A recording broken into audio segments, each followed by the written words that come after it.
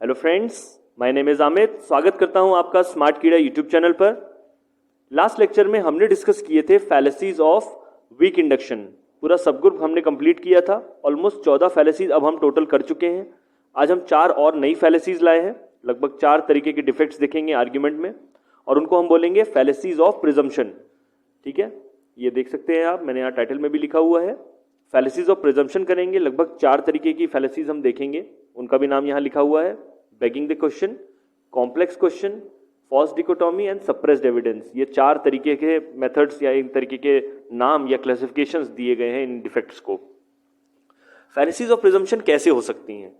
जब हम ये प्रिज्यूम कर लें, बहुत ध्यान से सुनिएगा, जब हम ये प्रिज्यूम कर लें कि जो हमारे प्रीमाइसेस हैं वो बहुत ही एडिक्वेट सपोर्ट प्रोवाइड कर रहे हैं कंक्लूजन को, यानी सफिशिएंटली प्रूव कर रहे हैं या इन्फ्रेंशियल क्लेम कर रहे हैं या सपोर्ट कर रहे हैं हमारे कंक्लूजन को, वहां हम अकर करेंगे फैलेसी ऑफ प्रिजम्पशन। क्योंकि क्या पता वो नहीं हो रहे हो। जब हम आर्ग्यूमेंट को देखेंगे, एक इंडक्टिव आर्ग्यूमेंट को देखेंगे और ये देखेंगे कि वहां पर जो आर्ग्यूमेंट में प्रीमाइसेस हैं वो इन्फ्रेंशियल क्लेम नहीं कर पा रहे हैं कंक्लूजन को, और ये चीज़ हम पहले से प्रिज्यूम कर पा रहे थे, तो हम वहां पर अकर करेंगे फैलेसी ऑफ प्रिजम्पशन। ये सब कुछ हम समझेंगे। अभी आपको हो सकता है कम समझ में आए एग्जाम्पल से।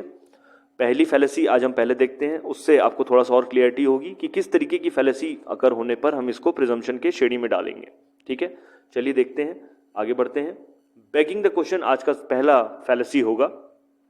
बेगिंग द क्वेश्चन से तो आपको नाम समझ में ही आ रहा होगा। यहाँ पर एक सवाल आर्ग्यूअर आपके सामने पोज कर देगा, या आपके मन में रीडर या लिसनर जो आप पढ़ोगे जिस आर्ग्यूमेंट को, तो आपके अंदर एक सवाल महसूस आपको होगा इसमें से कि कैसे प्रीमाइस ने कंक्लूजन को प्रूव कर दिया। क्या कोई कॉजल कनेक्शन था दोनों के बीच में? क्या वो कॉज इफेक्ट दिख रहा था आपको? इसका एक लैटिन नेम भी है, वो यहाँ लिखा हुआ है, पेटिटियो प्रिंसिपाई, यानी लैटिन नेम में इसको बोलेंगे पेटिटियो प्रिंसिपाई। बेगिंग द क्वेश्चन 3 तरीके से ये फैलेसी अकर होती है। लगभग 3 तरीके से हम इसको देखेंगे। तो पहला वे पहले देख लेते हैं। तो मैंने आपसे बात करी थी एडिक्वेट प्रीमाइसिस की, ठीक है, और मैंने आपसे बात करी है यहाँ एडिक्वेट सपोर्ट की। तो अगर आर्ग्यूअर एक ऐसा इल्यूजन क्रिएट कर दे कि आपके जो इनएडिक्वेट प्रीमाइसिस आपको लगे कि वो एक एडिक्वेट सपोर्ट दे रहे हैं कंक्लूजन को, वो भी कैसे? अगर वो जो आर्ग्यूअर है एक बहुत ही इंपॉर्टेंट प्रीमाइस को मिस कर जाए, और वो मोस्ट प्रोबेबली फॉल्स ही होगा। जहाँ तक जब हम फॉल्स प्रीमाइस की बात करते हैं तो हमारा आर्ग्यूमेंट तुरंत अनकोजेंट हो जाएगा, ये हमें पता है। ये हमने लेसन नंबर 3 में भी देखा था, जब हम इंडक्टिव आर्ग्यूमेंट्स देख रहे थे। वहाँ पर उसने कोजेंसी मैंने डिस्कस की थी। मैंने कहा था कि अगर कोई स्ट्रॉन्ग आर्ग्यूमेंट है जिसके सारे प्रीमाइसेस इमोशनली ट्रू दिखेंगे आपको, तब वो कोजेंट होगा, और अगर वो प्रीमाइस फॉल्स हो जाएगा तो वो अनकोजेंट हो जाएगा। ये तो रही ज्ञान की बात, लेकिन हमको मेन क्या देखना है आज? सबसे पहले बेगिंग द क्वेश्चन कैसे होती है अकर। ठीक है, एग्जाम्पल से आप बेटर समझ पाओगे। चलिए यहाँ देखते हैं एग्जाम्पल क्या कहता है। Murder is morally wrong. Murder बहुत ही ज़्यादा एक मॉरल तरीके से गलत है, ये तो हमें पता है। ये एक बहुत ही इंपॉर्टेंट बात है, ट्रू बात है। This being the case it follows, अब इट फॉलोज जहां दिख गया, यानी कि एक कंक्लूजन इंडिकेटर हमें दिख रहा है, that abortion is morally wrong. ये हमारा कंक्लूजन है कि अबॉर्शन भी मॉरली रॉन्ग है। अब एक सवाल आपके मन में आएगा, बेगिंग द क्वेश्चन, हम आर्ग्यूमेंट हमसे बैक करवा रहा है। हम यहाँ पर एक सवाल ये पूछेंगे कि क्या अबॉर्शन एक मर्डर का रूप है? ये सवाल आपके मन में आ रहा होगा। कैसे आर्ग्यूअर ने ये चीज़ बिलीव कर ली कि अबॉर्शन जो है वो एक मर्डर है, एक सोशल मर्डर है? बहुत से देशों में इसमें बिल्कुल क्लियर कानून है, अबॉर्शन आप कर सकते हैं, कोई भी आपके ऊपर मर्डर चार्जेस तो नहीं लगेंगे। ठीक है, ये लॉ में भी लिखा है। बहुत से कंट्रीज में अभी भी ये मॉरली रॉन्ग माना जाता है और एक तरीके से कानूनन जुर्म भी माना जाता है। ठीक है, और लेकिन ये एक पर्सनल चॉइस भी है, तो इसलिए थोड़ा डिबेटेबल इशू है। तो एक सवाल आपके मन में है जो कि मोस्ट प्रॉब्ली फॉल्स है। यहाँ पर एक प्रीमाइस है जो कि यहाँ पर अगर मैं ऐड कर दूँ, सपोज करो यहाँ पर मैं ऐड कर दूँ एक प्रीमाइस और, कि murder is a type of social, abortion is a type of social murder. अगर मैं ये ऐड कर दूँ कि अबॉर्शन एक तरीके का मर्डर है, तब तो ये बात पूरी क्लेम होती हुई दिखेगी। लेकिन वो प्रॉब्ली फॉल्स बात है। ये हमने अभी डिस्कस किया कि अबॉर्शन कहीं से भी एक मर्डर नहीं है। बिल्कुल बहुत से देश में लोग ये इस चीज़ को मानते हैं कि अबॉर्शन को एक मर्डर नहीं श्रेणी में डाला जा सकता है। तो ये प्रॉब्ली फॉल्स बात होगी, एक फॉल्स प्रीमाइस है जो कि यहाँ पे आर्ग्यूअर ने आपके सामने इल्यूजन क्रिएट करके दिखा दिया और अपने कंक्लूजन को प्रूव करने की कोशिश की। इसी को हम बोलेंगे बेगिंग दी क्वेश्चन, इसी को हम बोलेंगे पेटिटो प्रिंसिपाई। ठीक है, पेटिटो प्रिंसिपाई और भी तरीके से हो सकती है, वो भी हम नेक्स्ट सब्सिक्वेंट स्लाइड्स में देखेंगे। अब आपके सामने यहाँ 2 और एग्जाम्पल्स हैं, उनको भी देख लेते हैं। We know that humans are intended to eat lots of fruits, ठीक है।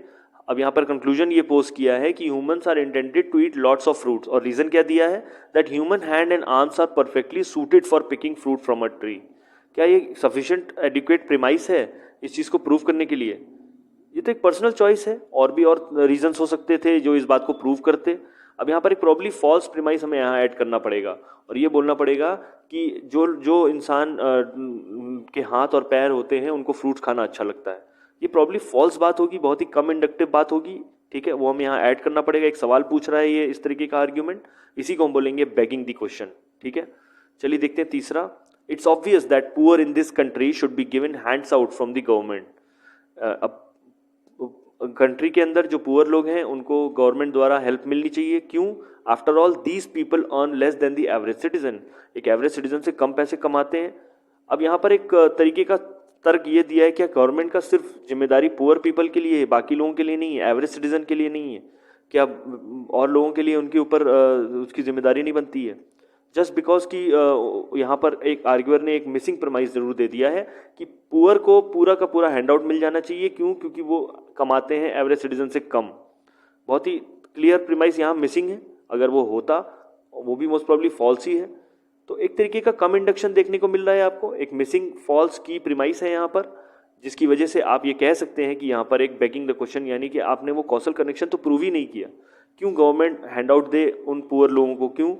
क्योंकि वो एवरेज सिटीजन से कम कमाते हैं। क्या एवरेज सिटीजन को भी ऊपर उठाना उनकी जिम्मेदारी नहीं है? ये मिस किया गया है यहाँ पर, ठीक है। आई होप आप ये बेगिंग द क्वेश्चन देख पा रहे हैं।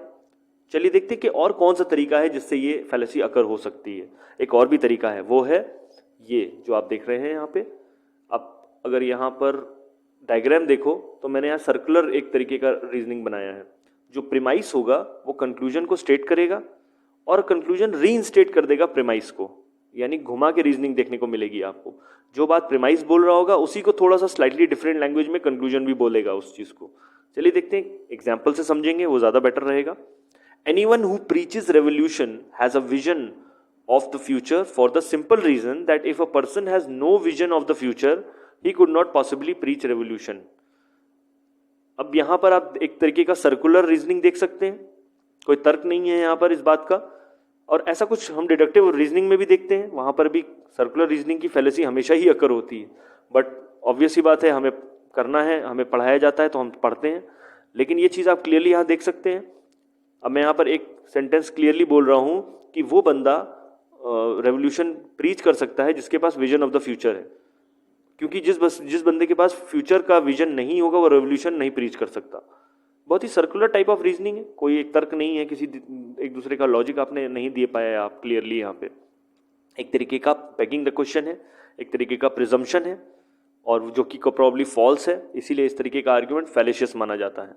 आप देख सकते हैं सेकंड एग्जांपल में भी यही चीज दिखेगी आपको, that capital punishment is justified for the crimes of murder and kidnapping. यहाँ पर कंक्लूजन दिया है कि जो कैपिटल पनिशमेंट जैसे फांसी की सजा होती है वो जस्टिफाइड है अगर आप किसी का मर्डर या किडनैपिंग करते हैं। अब यहाँ पर बोला है because it is quite, reason क्या दिया है, it is quite legitimate and appropriate that someone be put to death for having committed such hateful and human acts. क्या रीजन दे पाए आप? आपने जो प्रीमाइस में बोला वही तो आपने कंक्लूजन में भी बोल दिया, बस स्लाइटली डिफरेंट लैंग्वेज में। वहां पर आपने जस्टिफिकेशन का नाम लिया था, यहाँ आपने लेजिटिमेट और अप्रोप्रिएट बोल दिया, ठीक है। मतलब किसी को आप मौत के घाट उतार सकते हैं अगर वो इस तरीके की इनह्यूमन या हेटफुल एक्ट्स करता है, जैसे किडनैपिंग या मर्डर। आई होप आप समझ पा रहे हैं, वो सर्कुलर रीजनिंग हो रही है यहाँ पे, एक तरीके से घूम रहा है। और कौन सा तरीका है? एक तीसरा तरीका भी है जहां पर हम देखेंगे, और वहां पर कुछ इस तरीके का डायग्राम बनेगा। अगर मैं एक एग्जाम्पल दूं आपको, मैं बोलूं कि निरमा जो है वो सबसे नंबर 1 डिटर्जेंट है। क्यों? फिर मैं एक रीज़न देता हूँ, उसके अंदर झाग ज़्यादा बनती है, उसके अंदर सब कुछ होता है, और फिर कंक्लूजन दे दूँ वो बहुत ज़्यादा तेज़ी से उसको साफ़ करता है कपड़ों को, उसके अंदर एक्टिव मिनरल्स होते हैं जो कि वो हिट कर जाते हैं मैल के जो दाग होते हैं, और फिर बोलूँ इसीलिए निरमा जो है वो सबसे नंबर 1 डिटर्जेंट है। तो यानी कि जो मैंने स्टार्ट किया था प्रीमाइस में वही मैंने कंक्लूजन में बोल दिया। शुरुआत भी मैंने इसी से की थी कि निरमा बहुत अच्छा वॉशिंग पाउडर है, 2-4 मैंने कंक्लूजन्स दिए इंटरमीडिएट, और फिर लास्ट में वही कंक्लूड कर दिया जो मैंने बोला था। एक तरीके का सर्कुलर रीजनिंग देखने को मिलेगा आपको, घूमता हुआ रीजनिंग देखने को मिलेगा आपको। इसको भी हम पेटिटो प्रिंसिपी में ही डालेंगे, ठीक है। इस तरीके की जो फैलेसी है हम बेगिंग द क्वेश्चन बोलते हैं, और ये एक तरीके का प्रिजम्पशन ले लेता है कि प्रीमाइस जो है वो कंक्लूजन को प्रूव कर रहे हैं, जबकि ऐसा कुछ भी नहीं हो रहा होता है। ठीक है, चलिए देखते हैं अब और कौन सी फैलेसी हमारे सामने आएगी। कॉम्प्लेक्स क्वेश्चन, बहुत ही इंटरेस्टिंग फैलेसी है ये, काफ़ी मज़ेदार फैलेसी है ये। यहाँ पर अगर मैं आपसे सिर्फ एक सवाल पूछ लूँ और उसका एक सवाल का जवाब आप येस और नो में दे दो, तो मैं ये पता कर सकता हूँ, मैं आपको फंसा सकता हूँ, मैं आपसे जो इन्फॉर्मेशन है वो ले सकता हूँ। इस तरीके की जो फैलेशियस आर्ग्यूमेंट्स या इस तरीके के आप देखोगे सवाल, वो अगर कंप्लीट कर दिए जाएं तो वो एक आर्ग्यूमेंट पोज हो जाएगा और वो फैलेशियस होगा। बहुत ही सिंपल तरीके से हो जाती है फैलेसी, नाम तो कॉम्प्लेक्स क्वेश्चन है। अब मैं अगर आपसे एक सवाल पूछूं कि have you stopped cheating in exams, ठीक है, अब अगर आपने इसका आंसर यस दिया तो इसका क्या मतलब होगा? इसका सीधा मतलब ये होगा कि इसका मतलब आपने एग्जाम्स में पहले कभी चीटिंग की है। और अगर मैं अभी आपसे इसका आंसर नो दे दूं, तो इस सवाल का जवाब मैं बोलूं नो, मैंने अभी बंद नहीं किया है, इसका मतलब अभी भी आप कंटिन्यू करते हो चीटिंग। यानी मैं किसी तरह आपको फंसा रहा हूं, एक तरीके से फैलेशियस आर्ग्यूमेंट बना के आपको एक तरीके से अपने जाल में फंसा रहा हूं, आपको इस तरीके का प्रूव करने की कोशिश कर रहा हूं कि आपने कभी चीटिंग की थी या करी है।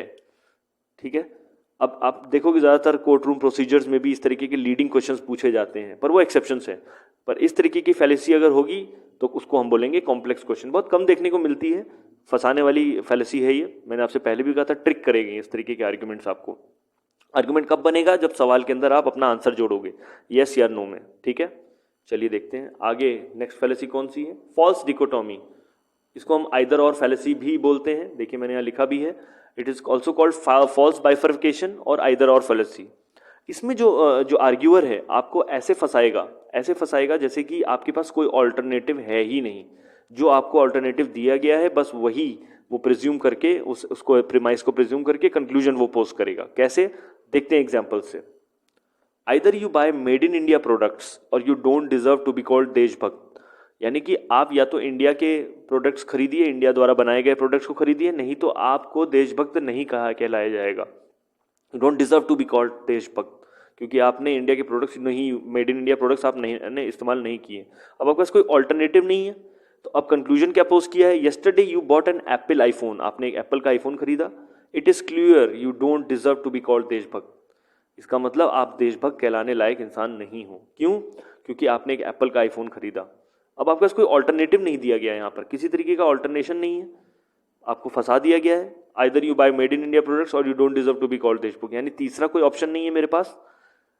क्या ऐसा हो सकता है? क्या ऐसा है कि अगर मैं एप्पल आईफोन खरीदूं और मैं देशभक्त ना हूं? हो सकता है मैं बहुत ज़्यादा पैट्रियोटिक हूं और मैं फिर भी कोई ऐसी प्रोडक्ट है जो मैं इस्तेमाल कर रहा हूं जो मेड इन इंडिया नहीं है। तो यानी आपको फंसा दिया गया है, आर्ग्यूअर ने आपको ऐसा इल्यूजन क्रिएट किया है, एक ऐसा प्रिजम्पशन है कि अगर आपने मेड इन इंडिया प्रोडक्ट्स नहीं लिए तो आप देशभक्त नहीं कहलाएंगे। ठीक है, तो एक तरीके की फॉल्स डिकोटोमी है, इसको हम आइदर और फैलेसी भी बोलते हैं।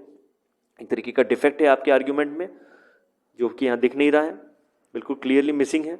वो एक प्रेजम्पशन है, एक इम्प्लिसिट प्रेजम्पशन है कि आप देशभक्त नहीं कहलाएंगे अगर आप मेड इन इंडिया प्रोडक्ट्स नहीं खरीदेंगे तो। ठीक है, चलिए देखते हैं आज की आखिरी फैलेसी क्या कहती है, यहां से क्लियर कर लेते हैं।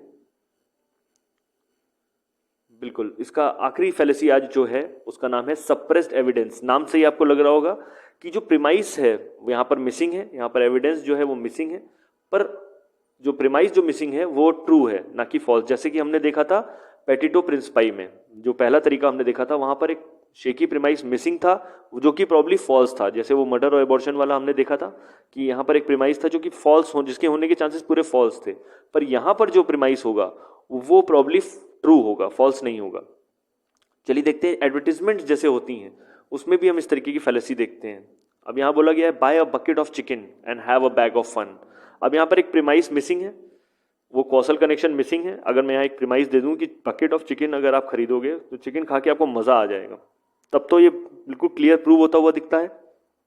काफी हद तक यहाँ पर जो मिसिंग प्रीमाइस है वो प्रॉब्ली ट्रू होने के उसके चांसेस हैं, क्योंकि बहुत से लोगों को चिकन खाना बहुत अच्छा लगता है और उनको मजा आ जाएगा क्योंकि उसका टेस्ट बहुत अच्छा होगा। ये एक एडवर्टीजमेंट है एक तरीके की, और ये आपको एक तरीके का एविडेंस छुपाया जाता है, यहाँ पर सारी बात नहीं बताई जाती है जो कि वो ट्रू हो सकती है, तभी तो कंक्लूजन प्रूव होता हुआ दिखेगा। सेकेंड एग्जाम्पल से और बेटर समझोगे आप, यहाँ पे मैंने लिखा है that before independence growth rate of India was slow and therefore after independence the growth rate of India will be slow. अब यहाँ पर एक बहुत बड़ा मिसिंग प्रीमाइस है जो कि नहीं दिखा हमें और अपने कंक्लूजन को पोस्ट कर दिया। यहां पर आपको सिर्फ इतना बोलना था कि ग्रोथ रेट का इंडिपेंडेंस से कोई लेना देना नहीं था। अगर आप यहां पर ये ऐड कर देते कि there is no causal connection between independence of India and the growth rate of India, तब तो ये प्रूव होता हुआ दिखेगा। मोस्ट प्रॉब्ली ये ट्रू प्रीमाइस एक अगर हम इसमें ऐड कर देते तो हमें ये चीज होते हुए दिखती और क्लियरली दिखती। ठीक है, तो यहां पर एक एविडेंस है जिसे छुपा दिया गया है, जिसे बताया नहीं गया है, जो कि प्रॉब्ली ट्रू था, और इसीलिए ये कंक्लूजन फैलिशियस माना जाएगा, एडिक्वेट नहीं है। प्रिजम्पशन जो हमने लेके रखा था कि growth rate of India is directly related to the independence of India, वो गलत माना जाएगा। यहाँ पर एक तरीके की फैलिशियस आर्ग्यूमेंट है। सप्रेस्ड एविडेंस को आप नहीं देख पाओगे, जो एडिक्वेट प्रीमाइसिस होने चाहिए थे, जो कंक्लूजन को एडिक्वेटली प्रूव करते, वो हमें यहाँ दिखे ही नहीं। ठीक है, आई होप आपको ये फैलेसी ऑफ प्रिजम्पशन थोड़ी बहुत समझ में आ गई हो। इस तरीके की फैलेसीज आपके सामने आएंगी तो इनको आप आइडेंटिफाई कर पाएंगे। मुश्किल ज़रूर अभी लग रहा होगा देखने में। नेक्स्ट लेक्चर में मैं इसके आपको एक्सरसाइजेस भी कराऊंगा। मैं अभी इसलिए पाइल ऑन नहीं करना चाहता, मैं चाहता हूँ आप इसको बार बार वीडियो को अगर देखेंगे तो आपको थोड़ा सा और ज़्यादा बेटर क्लियरिटी मिलेगी। ठीक है, इसी के साथ इस सब ग्रुप फैलेसी को मैं कंप्लीट करता हूँ। नेक्स्ट मैं अब करूँगा ग्रामेटिकल एनालॉजी एंड इसमें एक और कॉम्पोजिशन और डिवीजन की फैलेसीज हैं, वो भी हम डिस्कस करेंगे। वो लास्ट पार्ट होगा फैलेसीज का, पर उससे पहले मैं उसमें कुछ एक्सरसाइजेज भी डिस्कस करूंगा। इसी के साथ आज का जो वीडियो है इसको मैं कंप्लीट करता हूं। ये एक गलत स्लाइड यहाँ ऐड हो गई है। ठीक है, आप तैयारी कर रहे हैं, पढ़ाई कर रहे हैं, ये मैं मान के चलता हूं। मैं भी ये एज्यूम या प्रिज्यूम करके चलता हूं कि आप तैयारी कर रहे हैं। टिल देन मेरी तरफ से जय हिंद।